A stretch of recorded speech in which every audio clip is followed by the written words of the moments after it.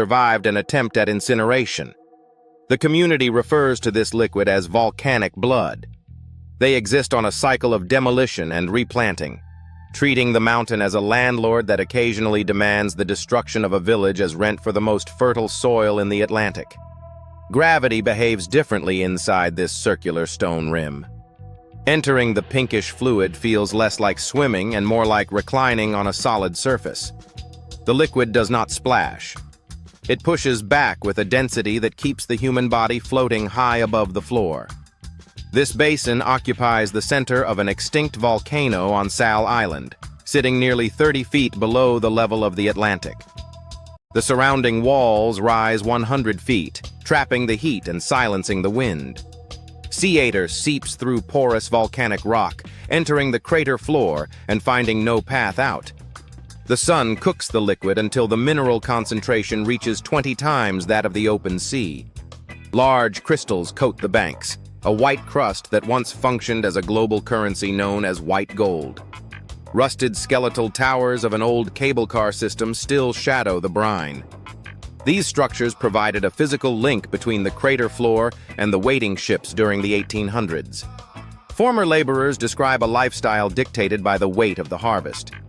Carrying sacks reaching 60 palmos, they navigated the sharp glass-like terrain while the brine found every micro-tear in their... Then, in the 15th century, ships arrived and built an entire nation from nothing. Rising from volcanic peaks in the middle of the Atlantic, Cape Verde is one of the few places on Earth with no indigenous population. And despite being surrounded by endless ocean, its people spent centuries dying of thirst. How could this seemingly impossible place exist? A geometric shadow stretches for miles across a basin of crushed charcoal. The lines of this structure are so precise that they resemble the work of a deliberately chosen architect. Rising 9,281 feet into a cloudless sky, this obsidian pyramid remains a geological anomaly. The surface consists of fine basaltic ash that acts as a heat sink, reaching 120 degrees F under the midday sun. This is the mouth of the volcano. Looking down from the jagged rim, the floor of the crater appears like a lunar wasteland. Yet, it contains signs of biological persistence.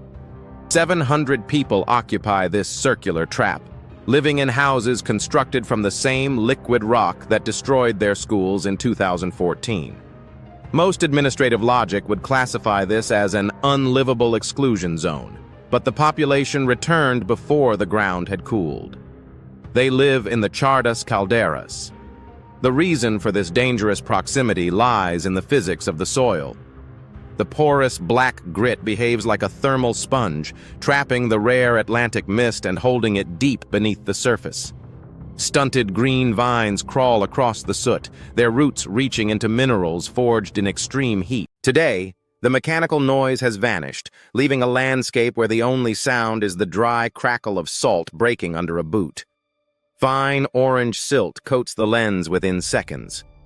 This grit is a traveler, a foreign material that crossed 350 feet of ocean to bury a volcanic ridge.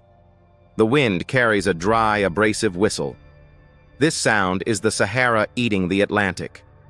This slow-motion invasion has created a shifting mass of dunes known as the Desert to Davana.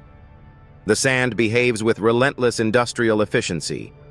It moves 3 feet every year, smothering palms and erasing the boundaries of old farms. While the population on Boa Vista builds stone barriers to fight the encroaching dryness, the geography demonstrates a total indifference to human architecture. Near the edge of these moving hills, a different force operates on a global scale. A loggerhead sea turtle weighing 300 palmisos drags its heavy wet armor across the cooling sand. This creature navigated thousands of miles of deep currents using a biological compass embedded in its brain. It reads the magnetic signature of the seabed to find the exact inch of coastline where its life began 30 years ago. While the crumbling stone walls of abandoned villages stand as records of human retreat due to thirst, the loggerheads maintain a cycle of return that has lasted for millions of years. They ignore the skeletal remains of the salt trade, finding sanctuary in a space that humanity could no longer hold. The paths behave like a stone nervous system. These narrow tracks cling to the ridges, snaking through coffee groves and vertical gardens. Every mile of road consists of thousands of hand-shaped rocks laid over centuries to connect the high ridges to the ocean shore. Walking requires a rhythmic calculation of balance. A single misstep would result in a drop of 300 feet into the jagged folds of the volcano. These paths were built by the same muscles that currently carry the weight of the harvest. A woman balances a heavy plastic jug of water on her skull with the same grace as a dancer, her neck muscles having hardened into a supportive pillar over 6 decades of labor. They do not measure distance in miles, but in the number of stone steps climbed between the morning and the sunset. Small houses sit perched on ledges no wider than a driveway. These dwellings feature thick stone walls and lime wash in shades of ochre and sky blue. They appear to grow out of the dark basalt rather than sitting upon it. The sound of the valley is a conversation between the rushing streams and the distant shouts of neighbors calling to each other from opposite cliffs. Because the walls are so steep, a message can travel across the air in seconds, while the physical journey to meet would take 2 hours of walking. They have built an existence on these narrow terraces where every square inch of dirt is used to grow food. Walking to the jagged rim of a basalt wall, the mist suddenly parts to reveal a massive circular floor carpeted in shades of lime and emerald. This is a mountain peak that collapsed into its own heart, creating a bowl of silent fertile dirt known as the Cova de Pau on the island of São Antonio. The caldera measures nearly a mile across, a geological trap where the sound of the wind is replaced by an eerie, muffled stillness. The surrounding stone walls rise 1,000 feet high, blocking the violent Atlantic gales. On the floor of this extinct furnace, the local population has built a world based on the physics of the fog. Because the sky refuses to provide rain for months, farmers rely on a biological harvest of the air. Every cornstalk and bean vine functions as a moisture collector. The trade winds funnel clouds over the rim, forcing the vapor into the basin. When the mist strikes a leaf or a stone wall, tiny droplets merge and gain enough mass to fall into the volcanic soil. This is not traditional irrigation. It is a slow, relentless accumulation of the Atlantic breath. The architecture of the crater ensures that every square inch of the basin remains cool and damp, while the peaks above remain scorched. Small stone houses sit huddled against the interior cliffs, their roofs darkened by the constant dampness. Residents move through the fields in a permanent twilight, gathering potatoes and coffee grown in a space that used to be a vent for liquid rock. Gravity feels like a heavy hand pressing against the chest on this narrow cobblestone ridge. A cluster of peppermint green and rose pink houses sits pinned to a jagged volcanic rib. The settlement clings to a cliff face so steep, it seems to ignore the basic laws of structural engineering. Constructing these walls required a level of persistence that matches the hardness of the basalt.